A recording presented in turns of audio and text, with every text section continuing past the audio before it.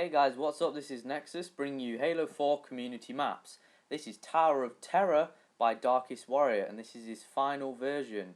The version that I showed in the other video was almost like a beta, and I've got help from StringedBiscuit, who was the primary tester, and he's a great speedrunner on this map. This is how it's going to go. I'm going to do the full map review, a bit of the gameplay of StringedBiscuit running through the map, and then a quick review of the things that I like about the map.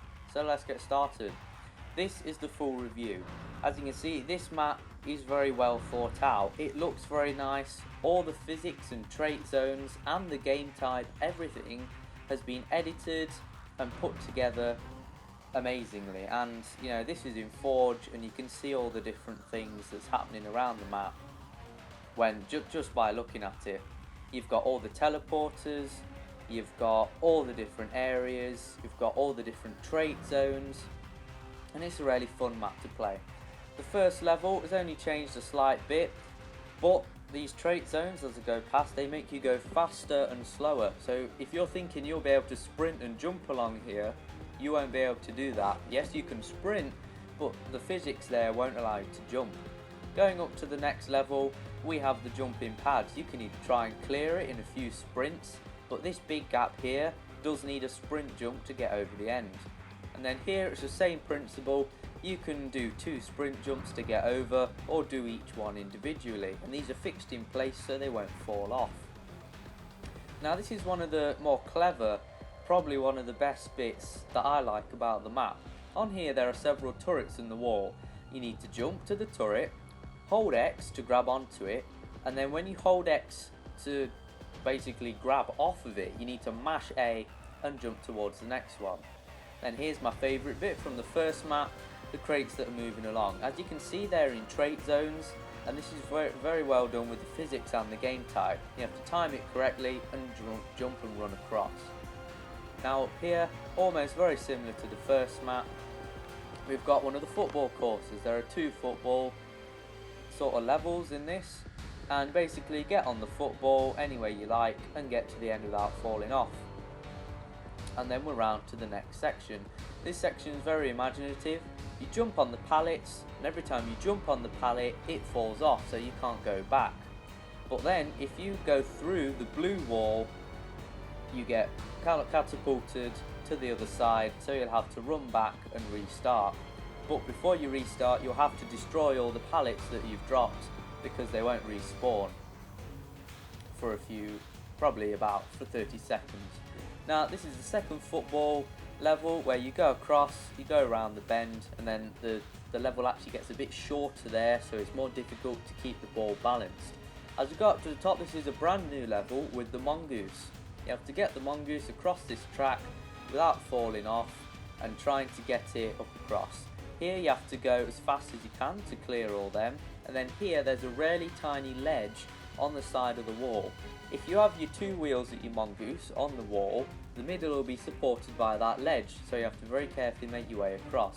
And then here, fortunately the camera won't go under, but you go under here and then you're on to the next level. And the thing that I like about this map, it's very fluid, and it's not just like a box sticking out somewhere, it's made to look nice as well. Now in the game type, the jetpack will spawn here in an infinity drop capsule, and you'll have to jetpack round the corner and land on this platform. Then do a sprint jump and land on that antenna. And then once you've landed on there, you have to crouch jump and land right in the middle of those 2 ramps. Get your energy back up on your jetpack and go to here. Now there isn't a trait zone here, so you do need to use your jetpack as well whilst coming up.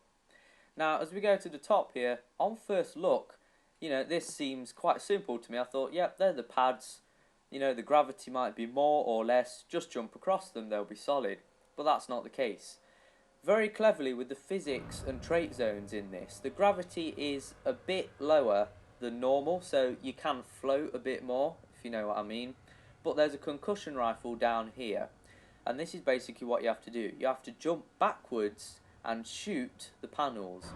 When you shoot the panels with a concussion rifle, they become solid, so then the energy from the explosion shoots you backwards, and you have to get all the way along to the end. Now here you have to go through the top lot of panels without touching the bottom panels, because if you go through them you'll have to run back to the end and start again.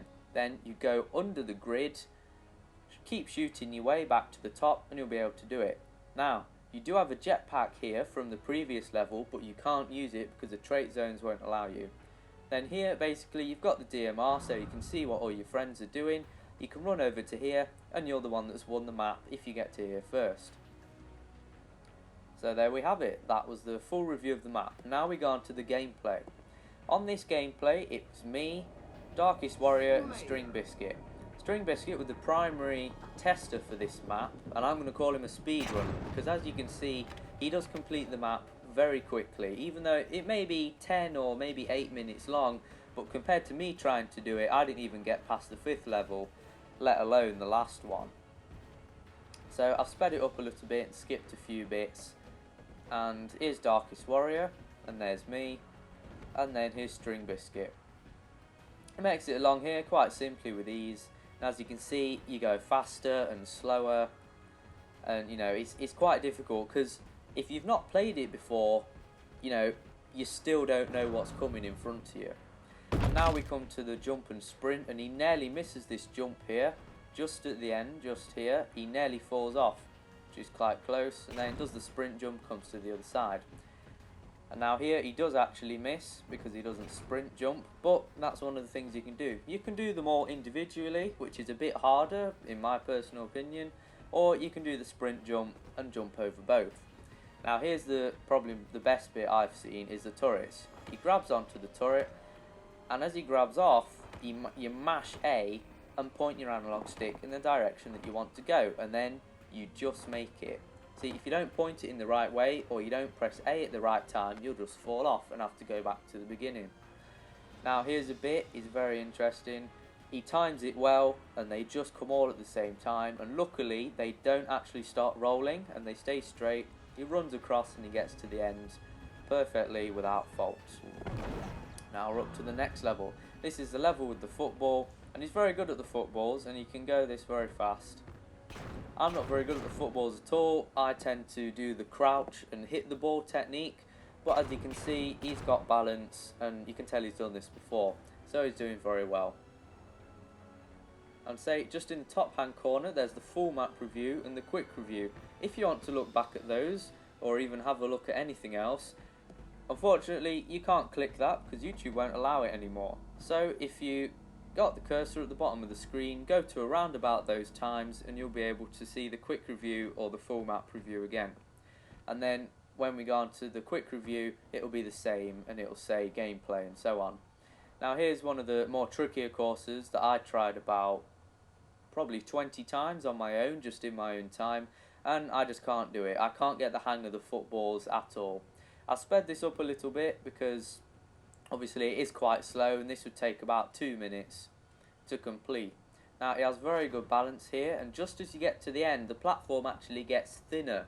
So if you're not, if you're about to fall off the edge, it's very likely that you are, and you'll have to start again. Now it completes that with ease, no problems, and then this is the mongoose track. Now, from first look, this does look quite simple, but you do need to know what you're doing. As we can see just at the end here, it's not as simple as it looks. You have to very carefully get around this pillar here, and then here you have to reverse as much as you can, and then use just full throttle all the way across, or you just won't make it, and you'll fall through one of the gaps. Now here is what I mean about the little ridge on the wall. The middle of your mongoose gets supported whilst your two front wheels are driving and going up. Fortunately, the mongoose, and like nearly every car in Halo 4, has four-wheel drive, so you do need to go fast with your throttle, but you do need to go slow whilst going to the side. Here, as we see, he just makes it, and he just manages to get across on, I think, is about 5th go. He reverses and just gets up here and goes through a tiny gap to get to the next section. Now, here is where the jetpack spawns, and this isn't actually as simple as it seems. For example, if this was on Halo Reach, it would be quite simple because the jetpack had a lot more fuel. But in Halo 4, if you turn off the jetpack, you'll fall too quickly, but if you use too much of it, you won't have enough to turn it back on and get back up in the air, because it almost uses a whole quarter of the jetpack's fuel just to turn it on and get up in the air. Now he very well does a sprint jump and gets to the antenna. He's very lucky here because he nearly falls off, but he just saves himself and gets to the end. Now he very carefully as well, with the help of toggle crouch, just for people that don't know, that's crouch where you just press B and you go to crouch, and you press B again and you come out of crouch. It's a lot easier than holding the crouch button whilst you're trying to do that technique. Now here, as we see him, there isn't a trait zone, so you have to use your jetpack properly and try and get to the top. Now here he does have 2 attempts, but on the second attempt he does very well and gets to the end. And this is what I mean. You have to jump and shoot the panels. When these panels are shot, they turn into physical objects. But the thing is, with the panels, they're not in a straight line. If you saw earlier, they're to the right and to the left. They're not all straight. So you really need to look where you're going and be aware of your surroundings. And as you can see, they're a bit to the right, and these are more to the left of the map, and so on. Now, probably the hardest bit is the bit at the end where you have to get under the grid. The grid, it's difficult to get under, as you see. You have to very carefully go to the bottom, but it's basically as soon as your gun goes through this pad, you're going to go through the whole pad as well. He does it in one try and does very well and gets to the end, and he's completed it. At this time I was still at the first football level trying to get past it. He completes it, gets the DMR, runs round and can see what's happening and help us out with anything that we need. Now we're going to go on to my quick review. This is the quick review I'm going to do at the end of every episode, just the things that I like about the map. Personally, I love how the map looks. You know, it's fluid, it's bright, it's not boxed off. It all looks nice, and the levels, you can tell you're on a different level straight away when you get to it. The physics are great, the ideas for it are great, and you know, something like this takes a long time. And a quote from Darkest Warrior, it took him over 500 hours to complete this map, and even more probably testing it and getting the game type, because first you have to make the map, then you have to sort out the physics, and then you have to sort out the game type. But all in all, I loved all of this map. It's amazing. I still haven't completed it, and I'm still trying every day. This is great to play with your friends, or just on your own if you want to try and get past it. Thanks to Darkest Warrior and StringedBiscuit for helping me make this video today. And thank you very much for watching. So then, do you want to be in the next video? Well, all you need to do is send me a message on Twitter, YouTube or Facebook, and you never know, your map could air in the next episode of my Halo 4 series. Thanks very much for watching. Subscribe, like and comment for more Xbox and Halo content.